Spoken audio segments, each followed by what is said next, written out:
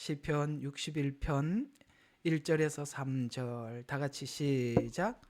오 하나님이여 나의 부르짖음을 들으시고 내 기도에 주의를 기울이소서. 내 마음이 눌릴 때, 여기 상처입니다. 이제 어떤 억압이죠. 자, 땅끝에서 내가 주께 부르짖으리니 나보다 높은 반석으로 나를 인도하소서. 자, 중요한 답입니다.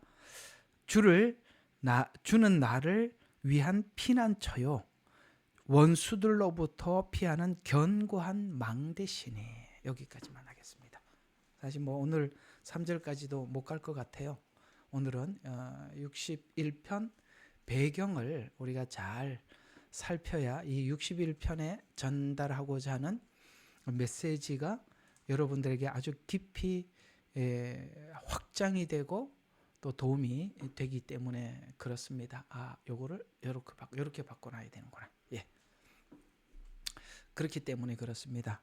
참 이 OBS가 좀 이렇게 화면을 안 열 때는 좀 이상하게 막 칼날처럼 이래 보여도 이게 좀 이렇게 좋습니다. 어느 때는 또 이렇게 사람만 나오게 하고 또 뒤에 배경 이게 없으면은 이렇게 못 해요.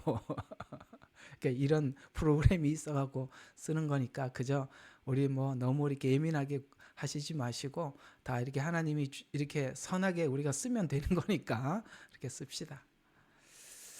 자, 이게 61편 들어가서 우리가 참 61편에는 우리가 또 나눠야 될 메시지들이 많습니다. 여러분, 그 욥기나 시편을 하면서 또 룻기 이런 게 굉장히 충격적이지 않습니까?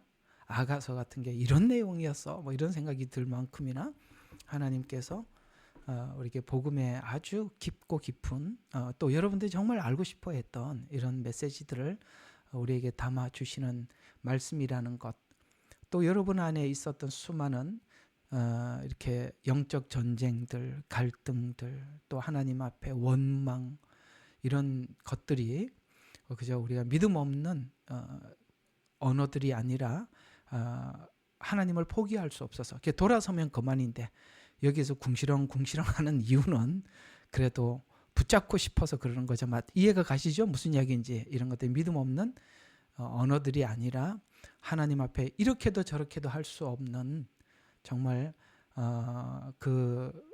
오늘 여기 본문대로 하자면은 뭡니까? 여기 눌릴 때, 내가 내 마음이 정말 눌려서 이렇게도 저렇게도 하지 못할 때 우리가 하는 언어들이다라는 부분에 대해서 우리가 욥기나 시편이나 이런 내용들이 그런 내용들을 우리에게 담고 있다라는 것이 참 우리에게 귀한 이 메시지가 아닐 수 없죠. 저는 정말 개인적으로 사람들이 쓴 책을 읽는 걸 참 좋아하지 않습니다.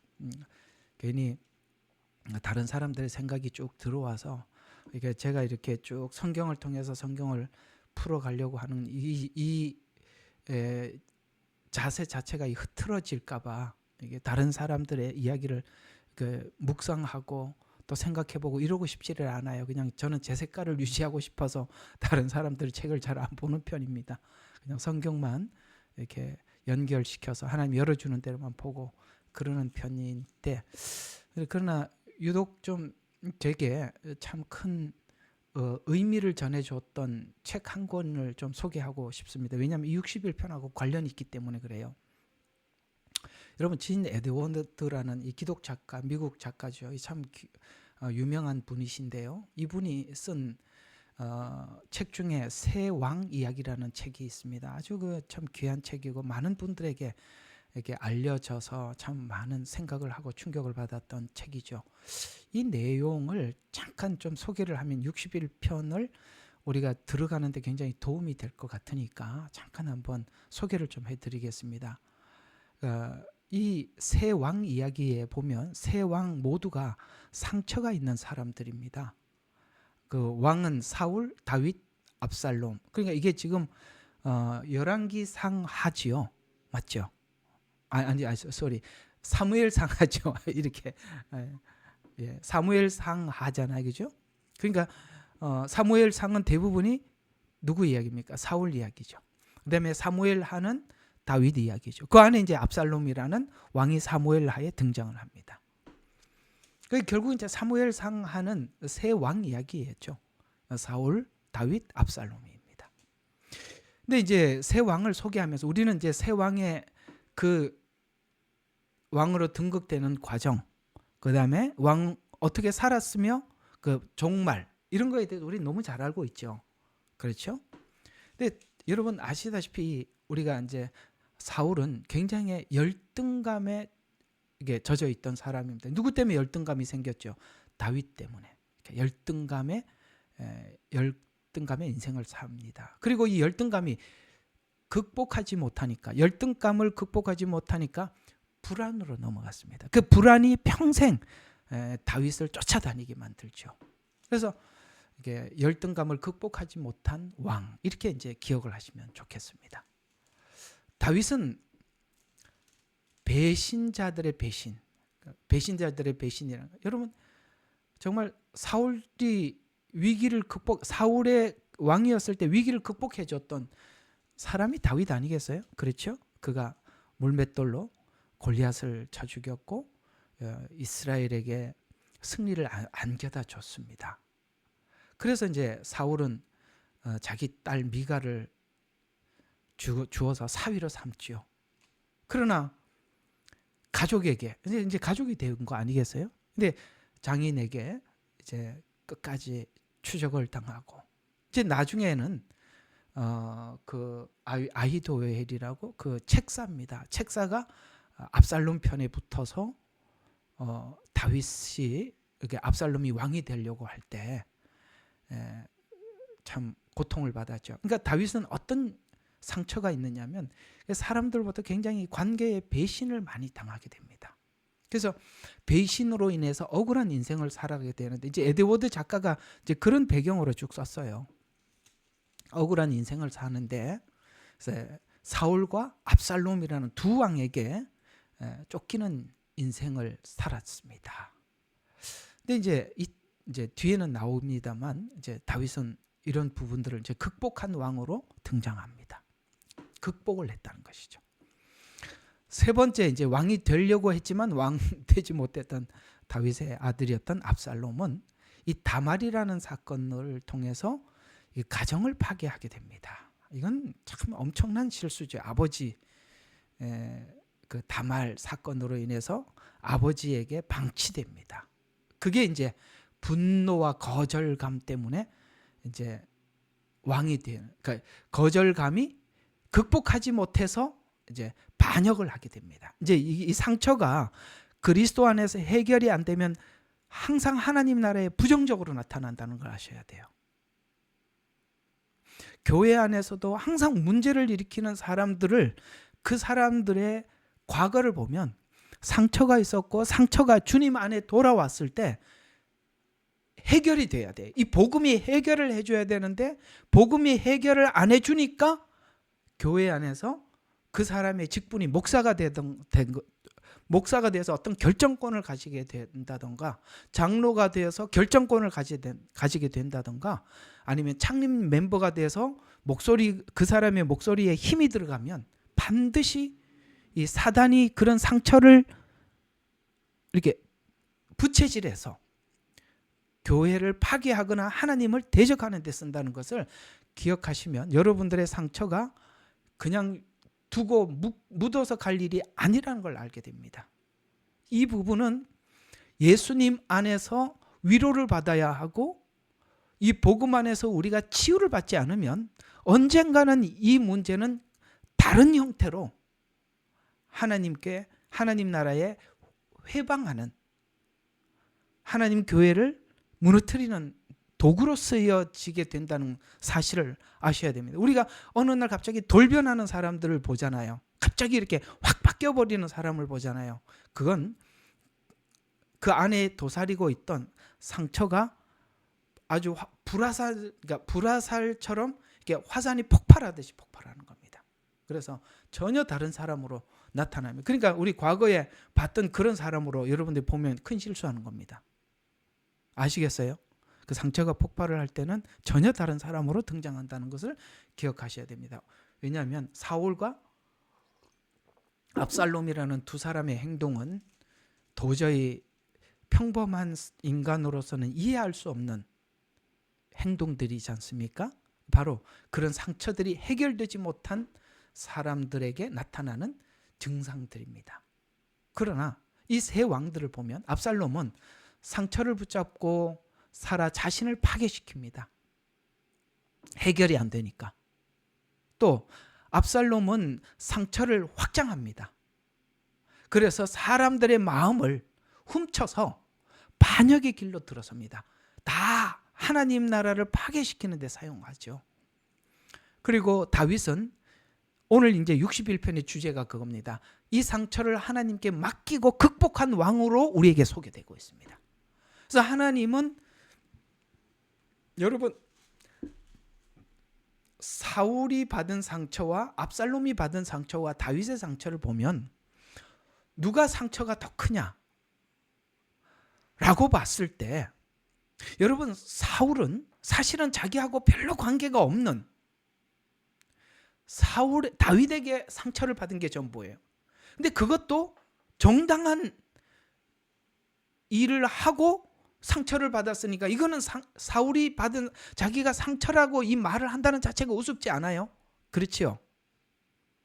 압살롬은 말도 안 되는 아버지의 부인을 취하잖아요. 이거는 악행을 냈지 않습니까? 그래서 아버지로부터 방치를 당하는데 그게 상처입니까? 자기 죄 때문에 나타나는 결과가 자기 죄 때문에 나타나는 결과였지만 그걸 또 자기는 상처라고 이야기를 해요. 이게 상처 맞아요? 아니잖아요. 다윗은 진짜 상처입니다. 구국 영웅이 되고, 그렇죠? 사울은 정치적으로 전략적으로 자기 딸을 줍니다. 사위로 만들어 놓고 가까이 두어도 기회만 있으면 죽이려고 하고 그랬죠? 평생 사울에 의해서 고통을 받습니다. 사무엘상이 대부분이 그런 이야기로 덮여 있죠.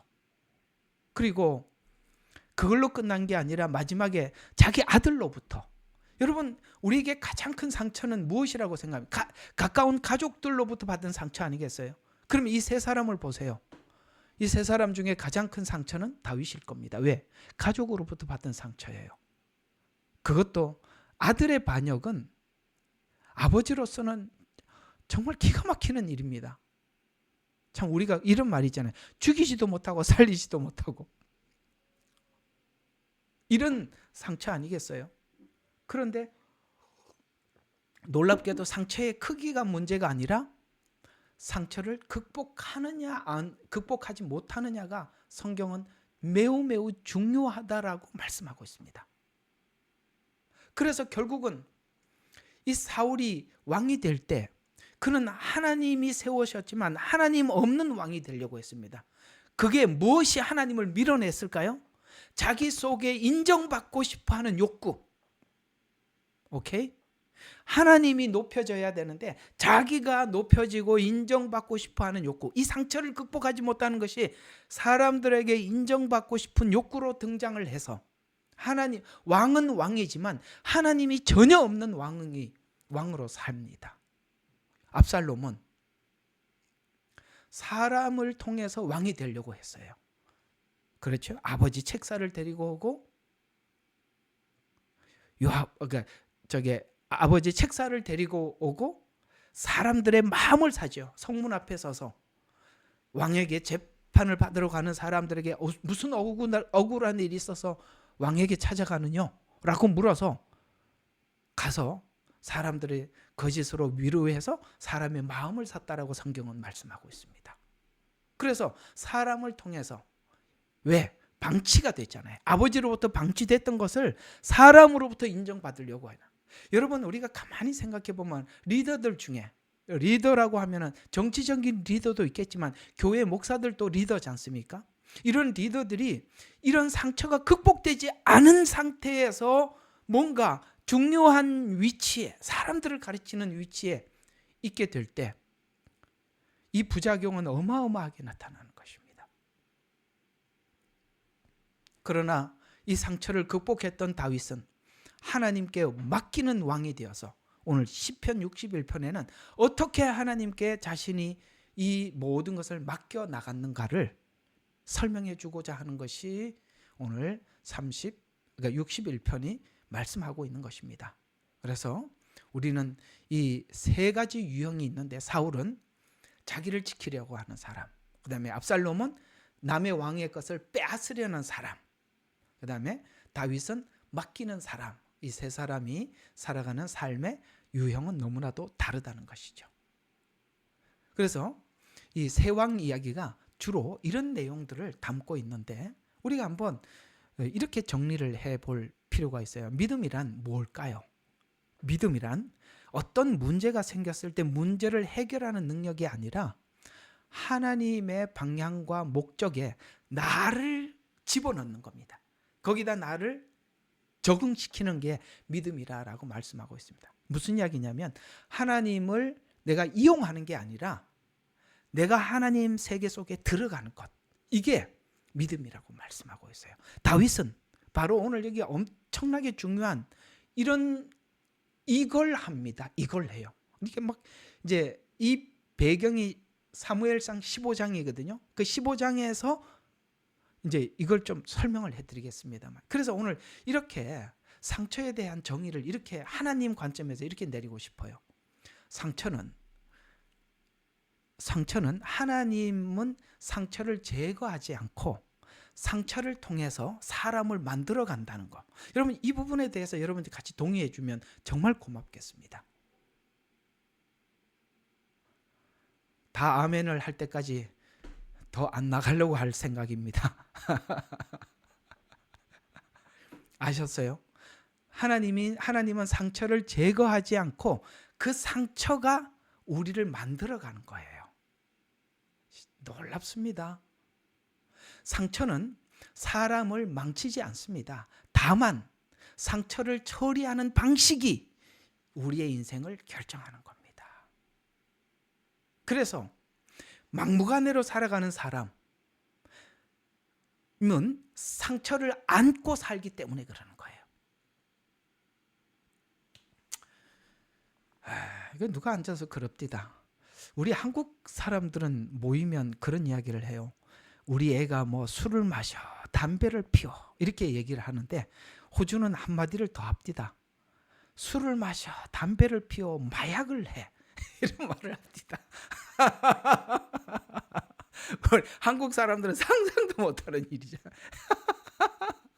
누가 그러더라고요. 마약을 해. 여기는 이게 마약을 하는 사람들이 많아. 이게 맛이 가도 완전히 가버려요. 이런 데 손을 대는 이유가 뭐냐면, 정말 우리가 하나님 앞에 오늘 진정으로 감사해야 될 부분이 뭐냐면, 여러분과 제가 이 사람의 상처는요, 이제 상처 한번 이야기 조금 더 할게요. 제가 오늘 이걸 조금 준비는 안 했지만 제가 한번 여러분들에게 인간은 누구나 상처를 받는다라는 걸 증거해 보겠습니다. 창세기 4장으로 한번 가보시죠. 인간은 누구나 상처를 받는다. 창세기 4장입니다. 거기에 이런 말이 나옵니다.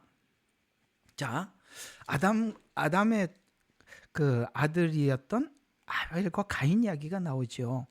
자, 3절부터 4장 3절이 이렇게 나옵니다. 가인이 시간이 흐른 후에 가인은 땅에서 나는 열매를 가져다가 주께 제물로 드렸고, 아벨은 자기 양떼 가운데 첫배 새끼들과 그 살찐 것을 가져왔더니 주께서 아벨과 그 제물을 받으셨으나 가인과 그의 제물은 받지 아니하셨더라. 자, 이거 누구 문제죠? 가인 문제 아니겠어요? 맞죠? 이건 가인 문제죠. 근데 받지 아니하셨으므로 가인이 몹시 경노하고 안색이 변하더라. 자, 우리가 이제 제3자 입장에서 보면 이게 지금 경노할 일입니까? 안색이 변할 일입니까? 반성할 일입니까? 이게 왜 이렇게 하나님께 상처를 받고 있는 거죠? 상처니까. 지금 상처받은 거거든요. 왜 상처를 받습니까? 인간은 누구나 상처를 받습니다. 왜요? 뭐든지 자기 잘못을 해도 자기 위주기 때문에 그렇습니다. 자기가 잘못을 해도 자기 위주예요. 자, 그래서 성경은 말씀하고 있어요. 사람은 누구나 자기가 자기를 옳다 하느니라. 잠언서에서 그렇게 말. 다 자기가 옳대. 오늘 여기 보세요. 이게 지금 경로할 일도 아니고 안색이 변할 일도 아니고 내가 무슨 문제지? 이렇게 가야 될 문제인데 가인은 그렇게 하지 않아요. 하나님께 화를 내고 있어요. 요런 인간의 모습이 뒤에 아주 악랄하게 등장합니다. 4장 23절입니다. 라멕의 아들들에게 아내들에게 말하기를 야다여 실라여 내 음성을 들으라. 너희 라멕의 아내들이여 내 말에 경청하라. 자 보세요. 나의 상처 때문에 내가 사람을 죽였고 나의 상함 때문에 청년을 죽였도다. 이 나쁜 놈이죠. 그렇죠? 네. 자기가 상처를 받아서 사람 죽이는 것도 정당하대. 독재자들에게 나타나는 거 아니겠어요? 상처가 해결되지 않는 사람들이 독재를 하면 그렇게 무서운 겁니다. 우리는 상처가 해결되지 않는 독재자를 만나고 있는 것 같아요. 라멕과 같은 사람이 등장하는 겁니다. 그는 사람을 죽이는 거에 대해서 별로입니다. 자, 제가 오늘 창세기 4장을 통해서 여러분들이 증명하고 싶은 것은 인간은 누구나 상처를 받는다. 왜요? 자기가 잘못 행해도 자기 위주로 생각하기 때문에 그렇습니다. 언제 한번 우리 아들이 여기 와서 일을 하러 가서 현장에 가서 시간이 나서 여기 있는 분들하고 대화를 하다가 상처에 대한 이야기를 했대요. 그래서 나름 누가 상처를 받고 상처를 받은 이런 이야기를 했겠죠. 이제 우리 아들도 뭐 때문에 상처를 받고 뭐 때문에 상처를 받았다 하니까 어떤 형이 그러더래요. 막 야단을 치면서 이놈의 새끼야. 상처 안 받는 사람이 어디 있어? 하면서 소리를 질러서 자기가 눈이 동그래졌대요. 그런가? 제가 오늘 여러분들이 이렇게 초청하는 걸 봤어요. 오늘 주제는 상처입니다. 그랬더니 막 초청을 막 빨리 와서 들어라. 왜? 그만큼 우리에게는 상처라는 것이 큰 주제이기 때문에 그렇고 여기에 상처받지 않는 사람이 없어. 우리가 지금 산 세대, 여기 우리 들어오신 분들이 대부분이 50대에서 60대, 70대 요 사이들이 참 많습니다. 여러분들이 살아왔던 이 세대는 여러분들의 아버지들, 저희 아버지잖아요. 저희 아버지들은 정말 불안한 인생을 산 사람들입니다. 그렇죠? 6.25가 끝나고 정말 하루 벌어서 하루 먹고 살기 힘든 이 시대를 살아와서 그저 이게 산다는 게 절박한 숙제다 보니까 누가 내 말에 상처를 받는지, 우리 자식들이 내가 하는 행동에 언어에 뭘 어떻게 생각하는지 관심이 없어요. 왜? 지금 당장 입에 풀칠하기 바쁘니까. 그게 문제가 아니라 우리가 지금 연명을 해야 돼. 먹고 살아야 돼. 그게 급하다 보니까 그렇게 살아왔어요. 그러니까 아이들을 그냥 해야 될 말, 하지 말아야 될 말이 뭔지도 모르고 그냥 하고 살아왔기 때문에 우리 세대에 있는 분들이 상처가 없는 분들이 없어요. 그래서 아버지 학교, 어머니 학교를 가보면 저도 아버지 학교를 첫 프로그램부터 마지막 프로그램까지 전체 참여했는데 이 남자들이 닭똥 같은 눈물을 아버지 학교 와서 안 흘린 사람이 없어요. 닭똥 같은 눈물을 안 흘리는 사람, 그거는 인간도 아니에요. 진짜. 편지를 쓰라 그래서 편지를 마지막에 낭독을 하는데 필요 없어. 나이가 60 된 사람이 눈물이 있겠어요? 그래도 울어. 아버지 생각하면서. 그 아버지들이 안 계신 분들이 허다하시고 계시는 분들이 소수였지만 그래도 그 아버지에게 편지를 쓰면서 그토록 울먹울먹하고 눈물을 흘리는 걸 보면 얼마나 사랑받고 싶었어요. 또 우리가 생각해보면 역으로 아버지들은 얼마나 또 자식들을 사랑하고 싶었겠어요. 그러나 이게 입에 풀칠하는 게 너무나도 극박해서 아이들이 내가 이 말에, 이 행동에 무슨 상처를 받을지 생각도 하지 않고 힘드니까 뱉은 언어들이 비수같이 상처에 꼽혀 있는데, 그걸 놀랍게도 우리 한국 교회는 그때 참 하나님께서 은혜를 주시는 바람에 우리가 교회 와서 복음 안에서 진짜 치유를 받은 사람들은 이 상처가 싹 씻음을 받아 과거의 아버지를 이해하게 되고, 상처를 뭡니까? 상처가 도리어 뭘로 바뀌었어요? 빛나는 훈장으로 바뀌어서 인생을 더 깊이 이해하게 되고 다른 사람들에게 더 많이 위로할 수 있고 우리 마음이 그토록 넓어지는 사람이 되었단 말이죠. 요즘 애들 보면은 속에 깊이가 없어. 왜? 사는 삶에 깊이가 없으니까 생각할 게 없어요. 단순하게 게임이나 하고 사는데 무슨 생각을 하겠어요? 게임을 하는데 무슨 생각을 하겠어요? 예?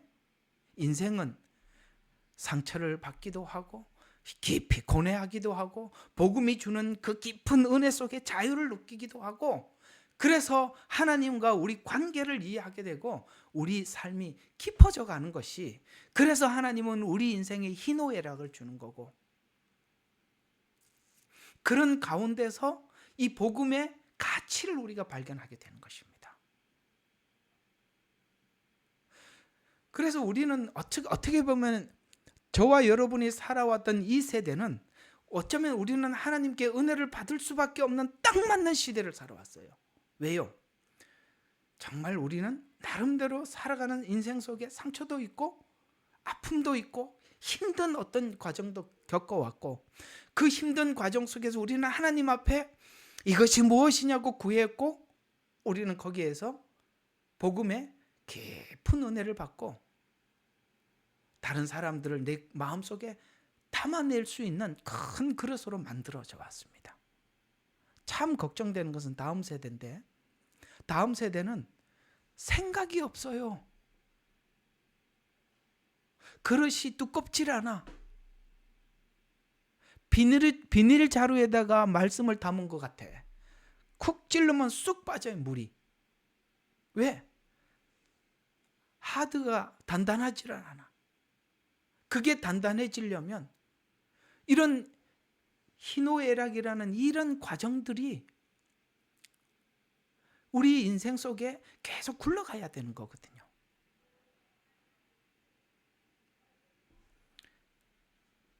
그럴 때 우리가 주님을 만났을 때 만나면 그 만남의 가치가, 여러분 우리가 성경에 소개하고 있는 한 여인 이야기가 있지 않습니까?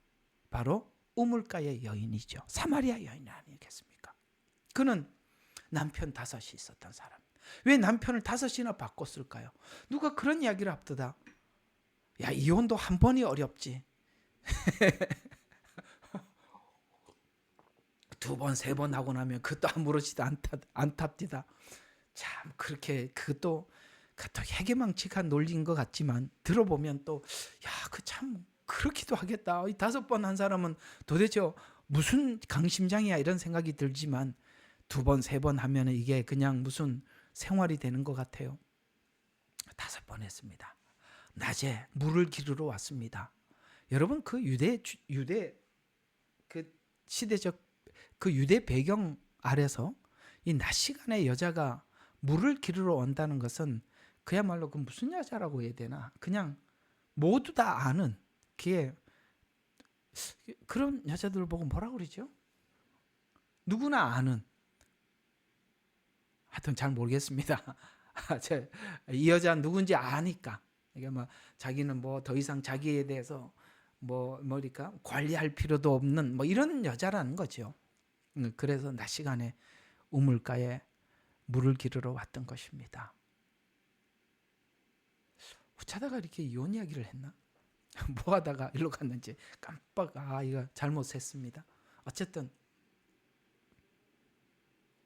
그러나 상처 이야기를, 그러니까 그는 왜 그렇게 5번 결혼을 했을까요? 딱 이유는 하나입니다. 어떤 자기를 만족시킬 수 있는 남편을 찾은 겁니다. 살아보니까 첫째도 둘째도 셋째도 넷째도. 그래서 예수님이 그런 말씀을 하시는 거예요. 네게 남편이 5이 있었으나 지금 남편도 네 남편이 아니라는 말은 지금 현재 네 남편도 너를 만족시키지 못하지 않냐, 이런 말이에요. 그 만족이라는 말이 여러 가지 의미에서 만족일 겁니다. 이해가 가십니까? 그토록 그렇게 갈망하고 찾아다녔던 것입니다. 그랬더니 예수님을 만나서 그 갈망했던 만큼이나 물동이를 집어던지고 사람들에게 가서 나를 만족시키는 예수님을 만났다. 내가 왜 뭐 때문에 헤맸는지 알겠다.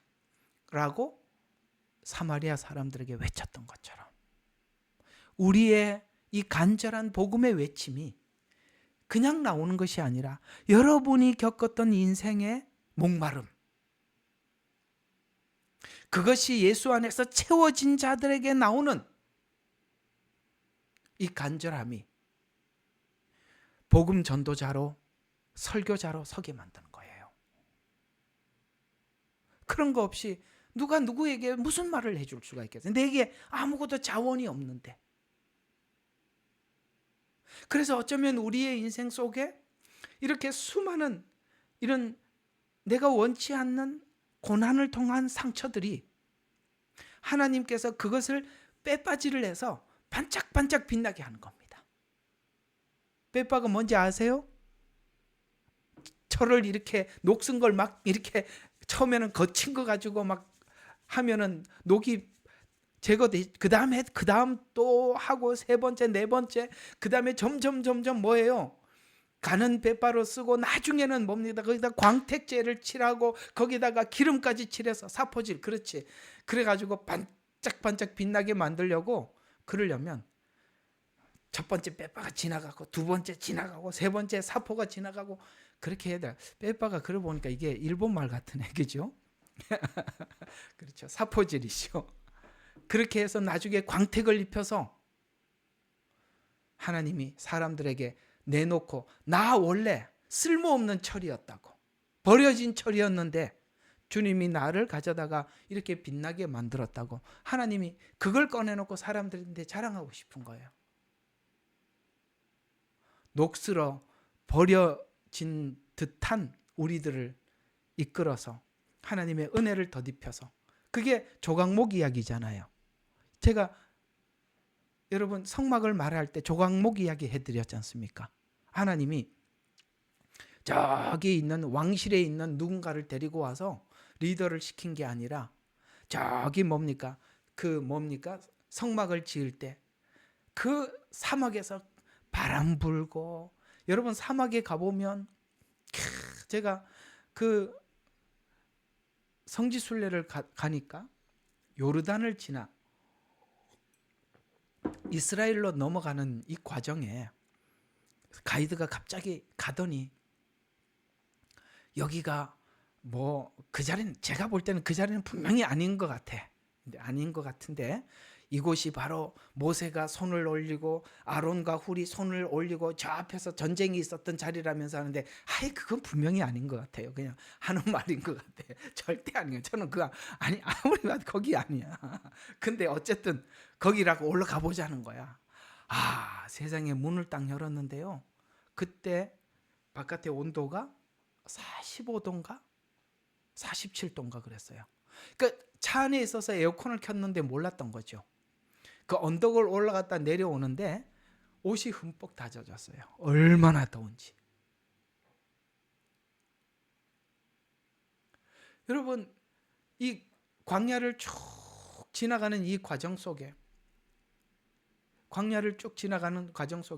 그런 햇빛을 받고 그 다음에 비도 오지 않는 곳에 이 나무가, 대부분의 나무들이 살지 못하는데 이 시팀 나무는 생명력이 너무 강해. 그래서 그 메마른 광야에서도 그 나무가 자라는데, 나중에 여러분 시팀 나무하고 검색해서 한번 쳐보세요. 완전히 옹이가 막 배배 꼬여가지고, 그게 딱 우리 모습 아니겠어요? 여기 가면 꼬여 있고 저기 가도 꼬여 있고, 그렇죠? 삐뚤삐뚤해 가지고 직선으로 잘 백향목을 쓴 게 아니라 그 시띠나무를 가져와서 어떻게 합니까? 불 속에 넣었다가 두드리고 펴고 거기다가 뭘 합니까? 금을 입혀서 성막에 탁 널판으로 쓰니 그게 아름다운 것이죠. 그렇습니다. 상처받은 우리들에게 은혜를 주셔서, 은혜를 입혀주셔서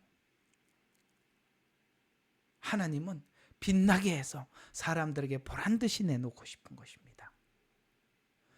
결국은 하나님이 쓰시는 사람들은 이 다윗과 같이 상처를 하나님께 맡겨 승리한 신자를 통해서 하나님은 하나님의 영광을 드러내고 싶은 것입니다. 바로 이런 배경에 오늘 61편인데, 결국은 오늘 이 본시의 배경은 여러분 그 시편 61편이거든요. 61편을 간략하게 좀 소개를 하면 이런 이야기입니다. 여러분 61편은 다윗이 압살롬의 반역 때문에 예루살렘을 떠나 도망자로 살 때, 이거 60편도 이 내용이라고 했잖아요. 그렇죠? 압살롬의 반역, 그 배경을 가지고 했다 그랬죠. 그래서 다윗이 압살롬의 반역으로 예루살렘을 떠나서 도망자로 살 때 마음에 눌린, 정말 눌린 이 현재 하나님의 장막도 버리고, 참 이게요, 다윗은 오직 하나님께 예배하고 하나님 앞에 나가는 게 자기의 삶의 가장 행복한 일이었습니다. 그런데 이제 이 자리를 떠남으로써 이제는 하나님 앞에 나갈 수도 없어요. 그래서 마치 장막도 없고 이제는 안식처도 없어요. 왜? 추적하잖아요. 잡으러 올 거 아닙니까? 그러니까 안식처가 어디 있겠어요? 옛날에 사울에게 도망을 다녔듯이 또 그걸 해야 되는 거예요.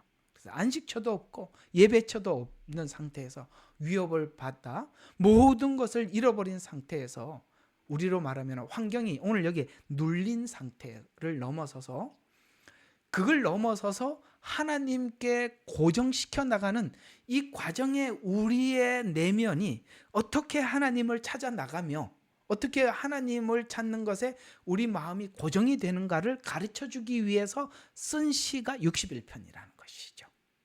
혹시나 여러분들이 마음이 아직 중심이 잡히지 않고 오늘 이 다윗과 같이 마음이 눌려서 정말 힘든 이 시간들을 보내는 분들이 계신다면 오늘 이 61편을 주목하시고 우리가 이것을 극복할 때 우리가 저 밑에 만신창이 되는 그 깊고 깊은 곳까지 내려고 가본 사람이 그 반대로 이해가 가요? 예를 들어서 밑으로 80까지 내려가 본 사람만이 위로도 80으로 올라갈 수 있는 거예요. 이해가 가요? 밑으로 10밖에 못 내려간 사람들은 올라가봤자 10밖에 몰라요. 20을 설명하면 모르는 거예요. 그래서 하나님은 다윗에게 온갖 것을 다 겪게 만드시는 거예요. 그래서 하나님은 하나님의 위인으로, 그 믿음이 어느 날 갑자기 하나님이 갑자기 무슨 계시를 줘서 생기는 게 아니라 이런 연단을 통해서 우리 믿음이 세워져 간다라고 하나님 우리에게 말씀해 주고 싶은 것입니다. 그래서 위협을 받아서 모든 것을 잃어버린 상태에서 환경과 눌림을 넘어서 하나님께 고정하는 시인데, 오늘 이 사무엘상 15장을 배경으로 61편에 그가 그 마음속에 내면에 어떻게 하나님 앞에 채비를 하고 준비를 해 나갔는지를 61편이 15장에 있었던 다윗의 내면을 잘 소개한 성경이라는 거예요. 그러니까 이 시편을 볼 때는 이 시편의 배경이 어떤 상황인지를 알고 그 시편을 읽어야 이게 보이는 거예요.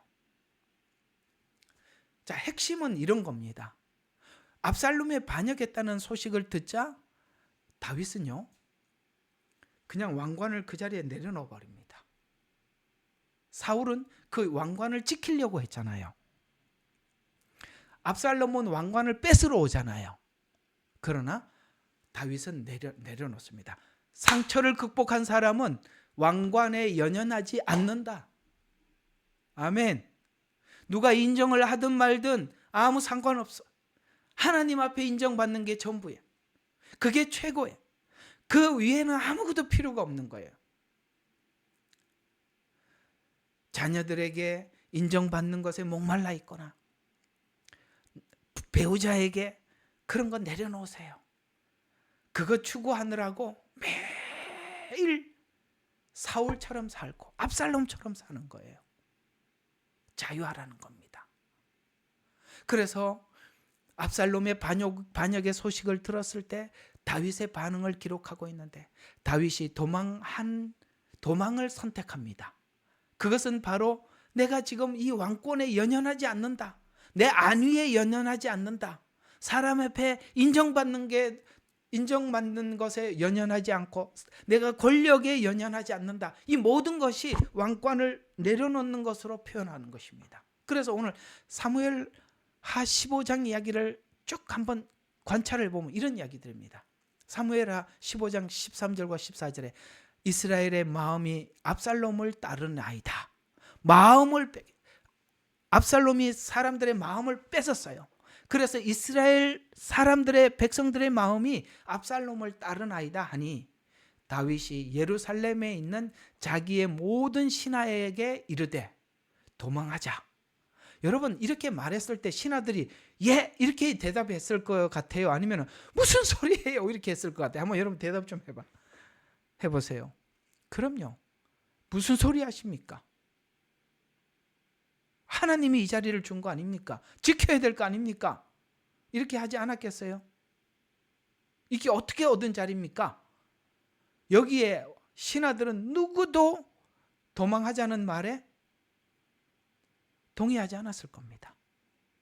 그러나 그 신하들의 말에 다윗은 결국 따르지 않고 도망하는 일을 선택을 합니다. 이 신하들의 저항은 굉장했을 겁니다. 왜요? 다윗과 함께 생사고락을 함께해서 이 자리를 얻은 거거든요.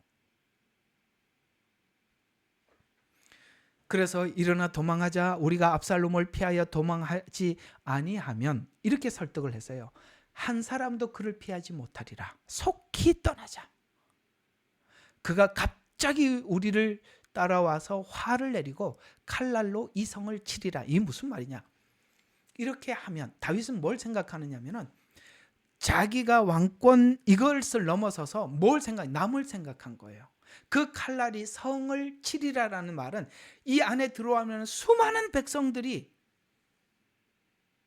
죽음을 면치 못할 것이다. 저는 요즘 이란 사태를 보면서 기가 막히는 걸 느끼는 거예요. 자국민들에게 발포를 하지 않나?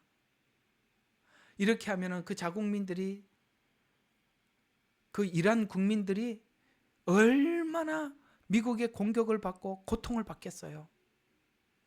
그러나 이 정치하는 사람들은 자기들이 이 자리를 지키기 위해서 국민들이 고통을 당하는 것에 대해서 아무런 부담이 없어요. 그러나 오늘 이 다윗이 했던 이 끊기고 있죠. 다윗이 했던 이 행동에서 우리가 살펴볼 수 있는 것은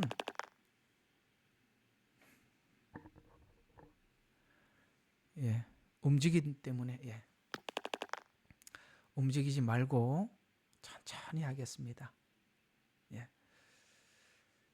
그래서 연결이 안 되니 일본 지진 때문인가 봐요. 지금 약간 이렇게 멈추어서 잠깐 조금 천천히 하도록 하겠습니다.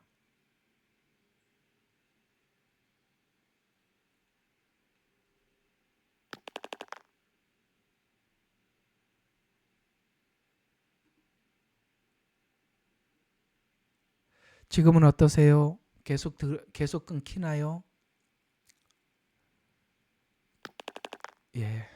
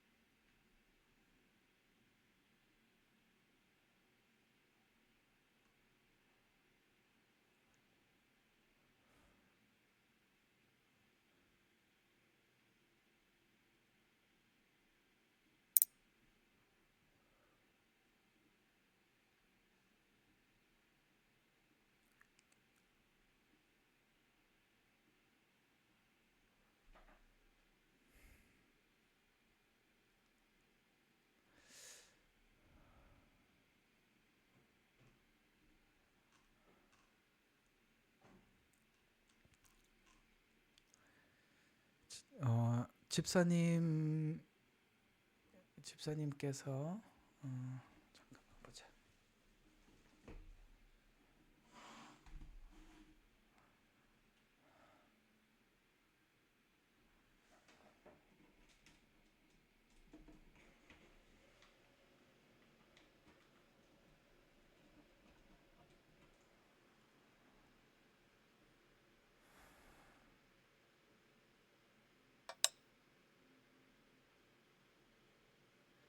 자, 지금은 어떻게 좀 보이세요? 지금은 이제 괜찮으세요? 들립니까? 네. 아이고, 예, 고맙습니다. 조금만 움직이면 또 이렇게 되는구나. 예, 조금 남았으니까 조금만 더 할게요.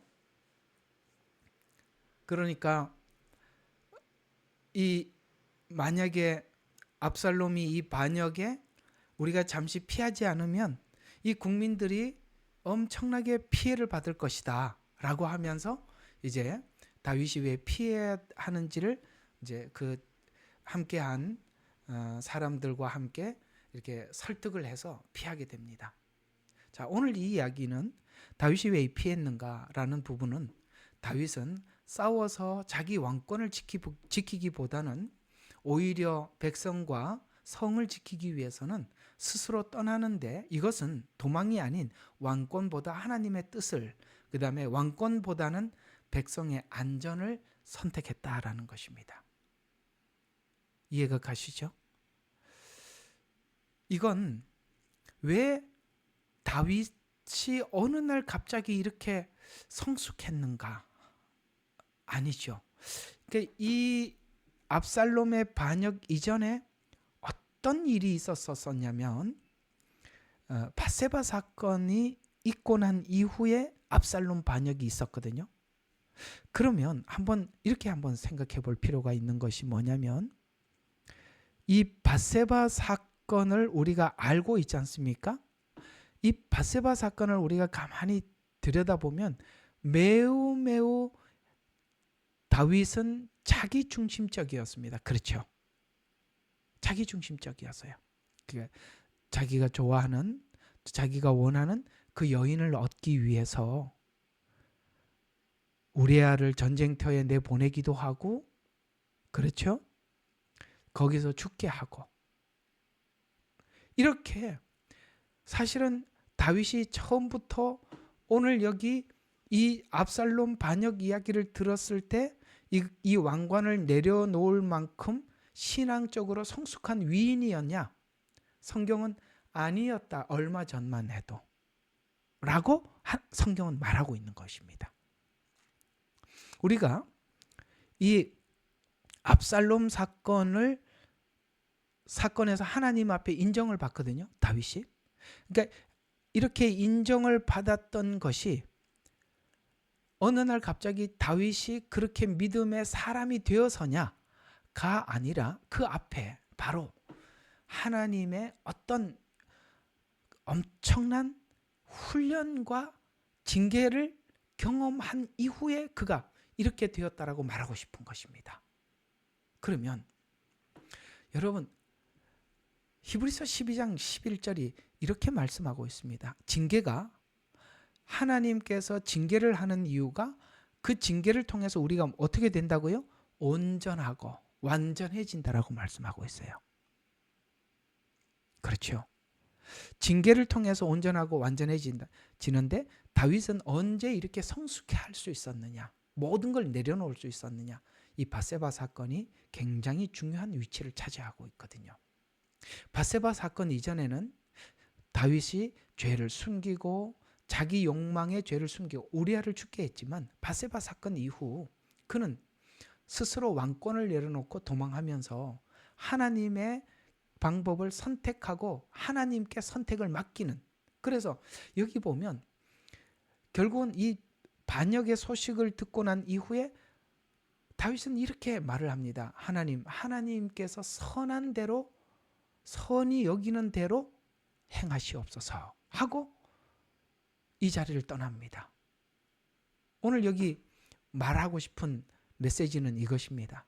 성숙은 능력이 없어지는 것이 아니라 자기 권리를 내려놓는 게 진짜 능력이래요.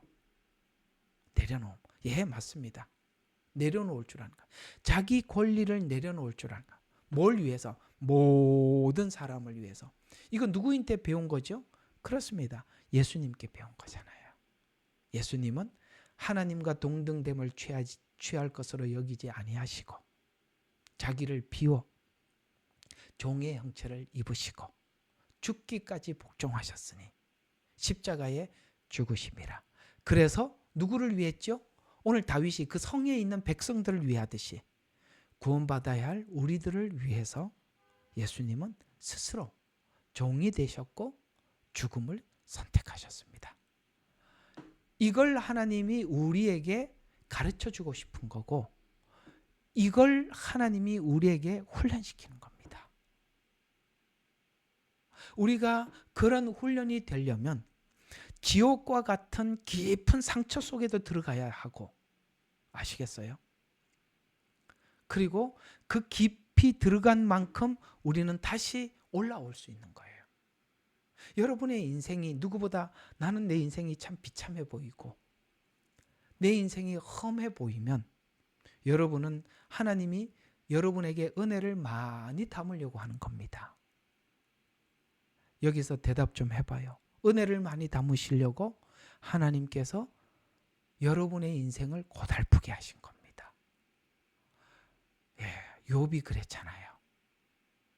그래서 그렇게 훈련을 받은 사람들을 그렇게 하나님 앞에 연단을 받은 사람들은 오늘 다윗과 같이 네가 왕이 되라.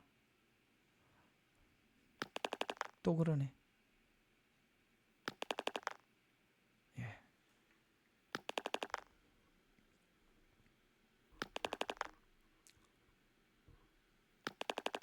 자, 오늘은 이게 원활하지 않아서 여기까지만 하고 일단은 오늘 다 마치도록 하고 다음 주에 이어가도록 하겠습니다.